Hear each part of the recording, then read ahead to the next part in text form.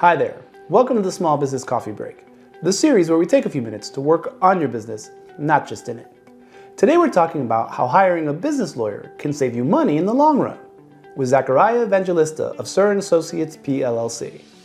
Zach has over 10 years of experience helping small businesses build better foundations and protections to help them grow. So grab a cup of coffee and let's get into it.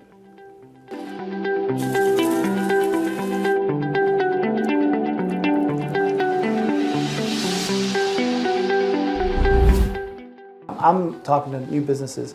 I think that's one of the main points I talk to them about. You know, man, the real value of the attorney is you just named 5 different ways a business might want to sell that I didn't think about. Yeah. Right? And so, you know, if there's nothing in place to handle that, then it becomes an argument. And the argument hurts businesses in many ways.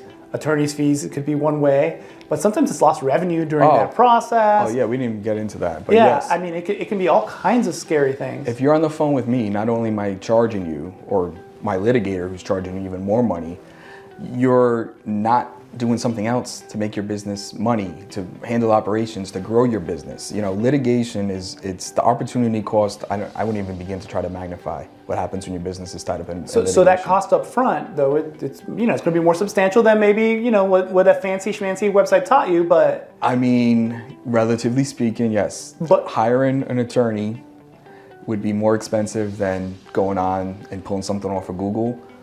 But on the back end, if a fight happens, it will save, I mean, probably hundreds of thousands of dollars. yeah, that's right there, you know. Probably. Yeah, well, and especially if you expect your business to grow. I know a lot of times I think what happens when the business starts, right, is like, hey, well, I mean, we just have an idea. Yeah. I go, I know, but if your idea is like, you know, the next one on Shark Tank, and it goes big, you know, you're going to want to have those ideas done or, you know, figured out before you get to Shark Tank. And I promise this, I think we'll put the metaphor to bed after this.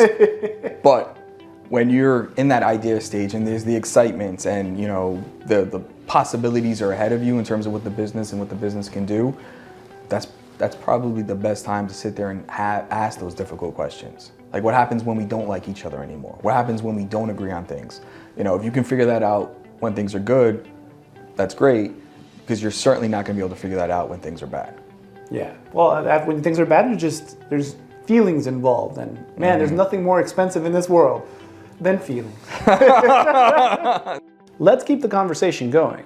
If you have any questions for Zach, ask him in the comments, or his contact information is in the description. If you have any questions you'd like me to ask Zach or any other professional in their field, my contact information is also in the description, and I'm always available via direct message. See you next week for another cup of coffee and more questions answered.